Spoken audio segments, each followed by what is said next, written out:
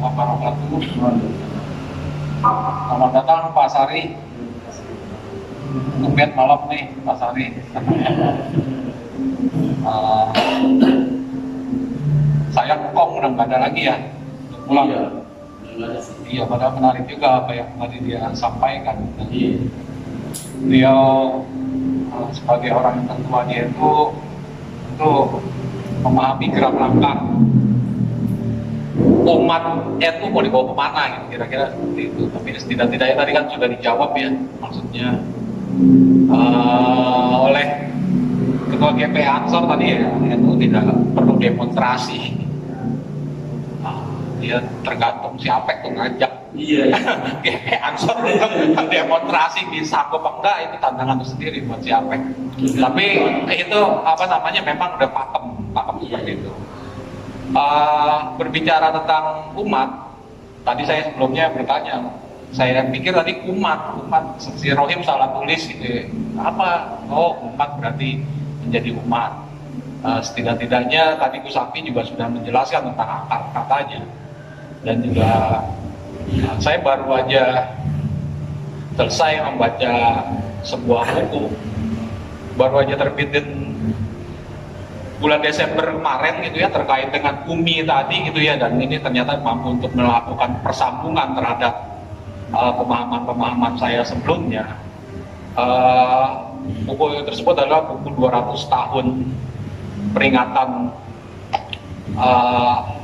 ulang tahun Angel, Friedrich Engel, di mana salah satu babnya membahas tentang persoalan-persoalan sederhana sih sebenarnya, tentang image-nya Angel, kenapa dia berimage. Kemudian juga ada kajian tentang Angel, penerusan Angel tentang persoalan Islam.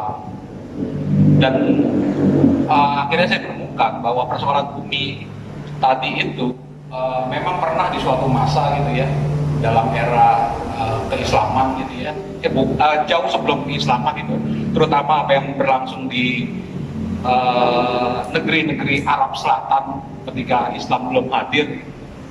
Itu ekspansi Persia terhadap beberapa kelompok-kelompok, dulu belum ada negara tentunya ya, kelompok-kelompok tribal tersebut itu diekspansi dan dihancurkan. Dan mungkin yang terceritakan kemudian adalah persoalan serangan pasukan Ababil itu ya, itu adalah ya katakanlah serangan-serangan berikutnya yang dahsyat. Tapi sebelum-sebelumnya selama ratusan tahun serangan-serangan itu begitu gencar sehingga menghabiskan segenap sumber-sumber tertulis dalam kebudayaan Arab Islam gitu ya, Arab Selatan ketika itu.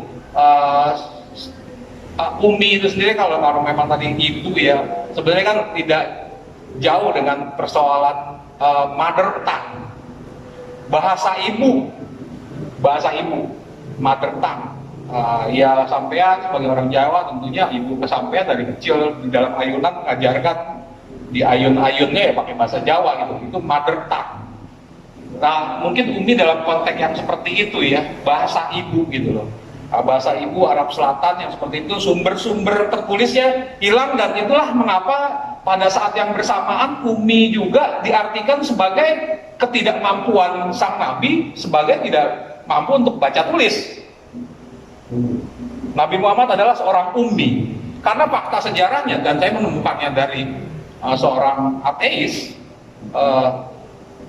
tentang persoalan itu, tentang setting sosial zaman itu, hancurnya tradisi-tradisi tulis gitu ya, manuskrip dan segala macamnya, karena memang ekspansi yang brutal dari kelompok Persia gitu ya, juga pada saat itu juga berbarengan dengan tumbuhnya kejayaan dari Romawi kuno saat itu gitu. Itu mungkin latarnya gitu. Kemudian berkembang tentunya dia bisa memuai, kemudian mengecil gitu ya, pengertian tentang umat itu gitu. Tokoh Indonesia yang menulis tentang umat diantaranya adalah tokoh Masyumi yang meninggal ya mungkin 10-20 tahun yang lalu kali, bahkan sempat membuat partai di era-era awal reformasi, yaitu Deliar Nur. Saya bagian dari umat dan saya sebagai bagian dari bangsa. Kira-kira mungkin itu judul pengertiannya. Kalau kawan-kawan tadi menarik garis tegas, garis yang jauh lebih memuai gitu ya, dengan kata lain apa yang disebut dengan umat itu adalah rakyat, kemudian itu masyarakat. Deli Arnur merasa bahwa saya bagian dari umat dan saya sebagian dari bangsa gitu. Ini tentunya sebuah tafsir tersendiri tentang apa yang dia maksud dengan umat, apa yang dia maksud dengan bangsa. Tapi persoalan pemahaman tentang umat ini terus berlangsung proses pemuaian gitu ya, kemudian pengerucutan, gitu. Sebagaimana juga tentunya banyak di antara kita juga akhirnya juga saya nggak tahu, boleh jadi nyaman karena memang itu diterima gitu, tidak ada penolakan yang berarti, asal kata bahasa umat ini sendiri ya orang sebagaimana Bang Tunggul tidak akan merasa keberatan ketika Bang Tunggul dikasih label Bang Tunggul adalah sesosok umat Kristiani gitu misalnya, meskipun dia adalah serapan dari bahasa Arab gitu loh.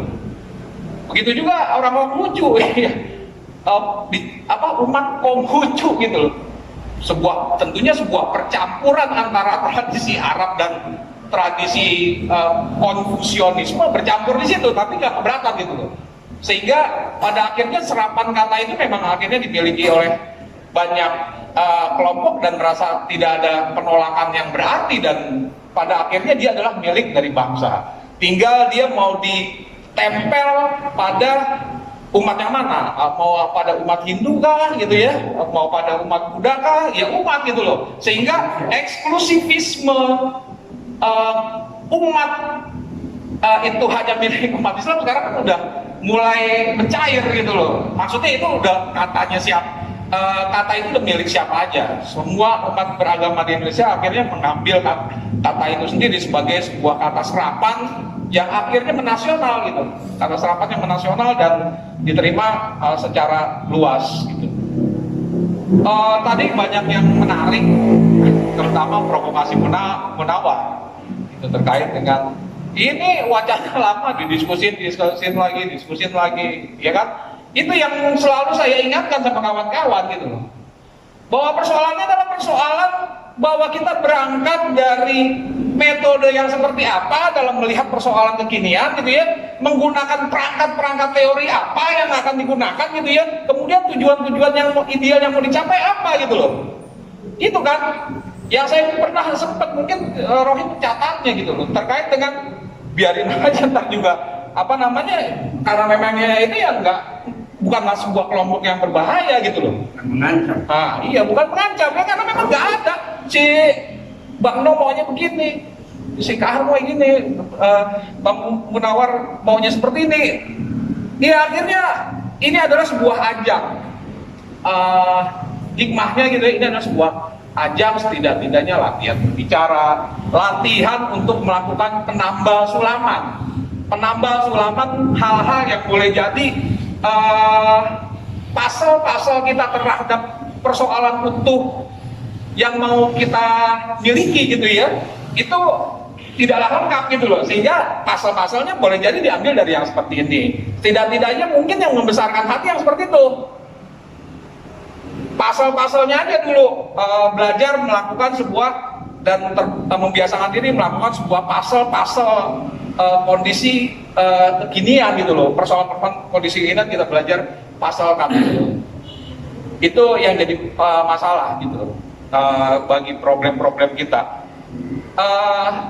Ya umat boleh jadi dalam perspektif Muhammadiyah itu adalah organisasi. Tadi si Kakak menceritakan ya bahwa dia adalah anak kandung Muhammadiyah yang sama seperti halnya Habib Rizik yang akhirnya kayak Ibnu gitu loh.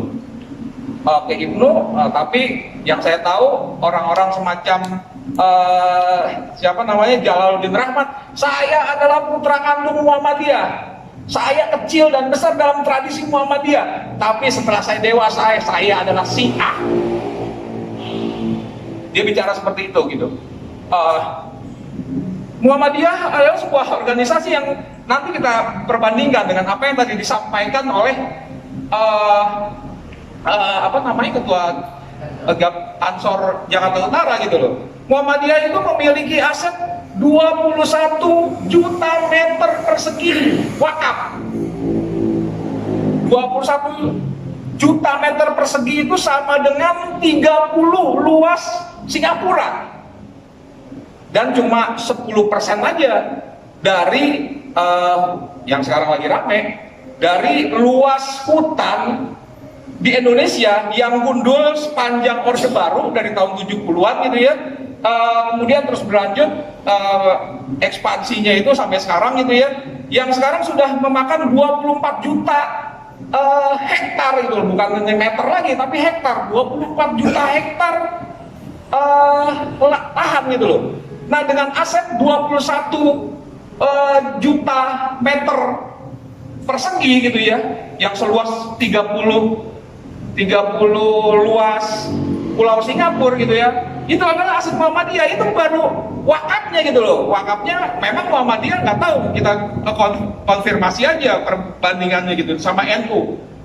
Kalau Muhammadiyah tidak satu pun yang menggunakan nama personal, entah itu nama Sapi Ma'arif gitu ya, entah itu nama siapalah, tokoh-tokoh besarnya, atau Amin Rais gitu ya, atau Haidar Bakir gitu ya, yang menjadi ketua umum sekarang itu tidak, tapi atas nama perserikatan.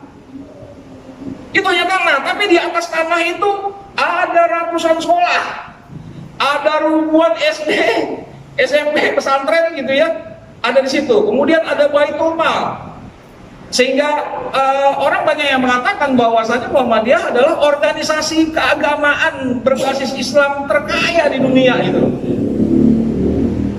Sehingga cara pandangnya juga sama. Panggung kita bukanlah di jalanan, maksudnya demonstrasi gitu. Panggung kita bukan di situ. Panggung kita adalah di sekolah-sekolah yang kita miliki, di kampus-kampus di mana kader-kader Muhammadiyah itu menyumbangsikan pikiran dan ilmunya bagi peradaban gitu ya. Bukan di jalanan gitu loh.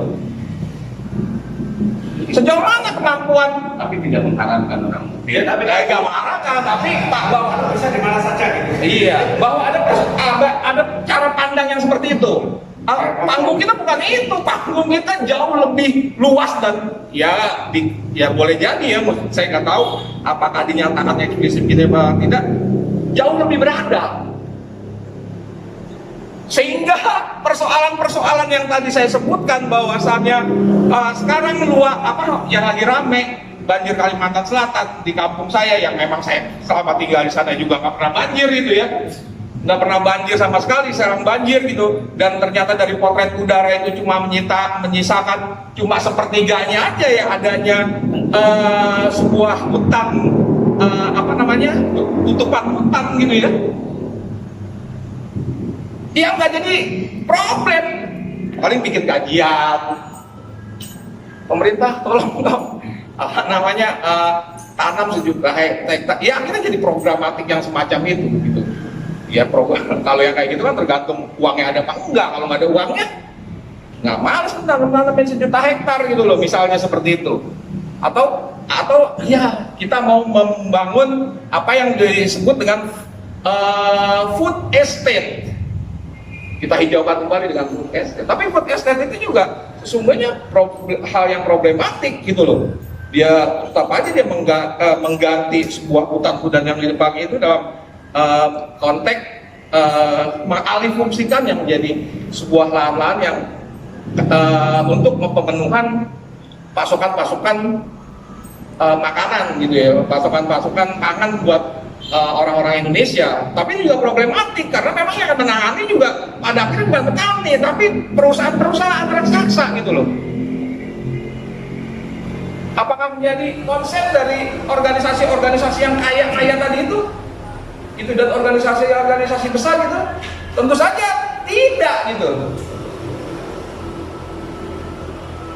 Nah, ya mungkin sebagai penutup saya akan orasi. ya setidak-tidaknya kan ada sebuah drama kosmik gitu loh. ada drama langit gitu ya yang diceritakan gitu ya dalam Al-Quran kalau memang pendekatannya adalah pendekatan agama. Drama kosmiknya kira-kira bunyinya seperti ini. Tadi kan yang nggak ditanyain ini di dalam kubur ya Mas ya tadi ya seperti itu ya. Tapi ada sebuah cerita tentang apa sih namanya silang sengkarut gitu loh. Silang sengkarut ketika manusia dikumpulkan kemudian ditanya-tanyain gitu loh. Kenapa kamu berbuat aniaya di muka bumi dan kamu tidak ya katakanlah tidak menjadi umat yang terbaik? Generasi saya diajarkan oleh pimpinan saya seperti itu gitu loh. Kemudian dan pendahulu kami mengajarkan memang seperti itu gitu. Tidak mengajarkan apa-apa gitu. Kemudian tanya lagi generasi yang memang dibilang generasi sebelumnya gitu loh. Kenapa mengajarkan seperti itu? Ya akhirnya sampai bawah gitu. Akhirnya hukumannya ya kalau memangnya seperti demikian saya akan lipat gandakan hukuman buat kalian gitu loh.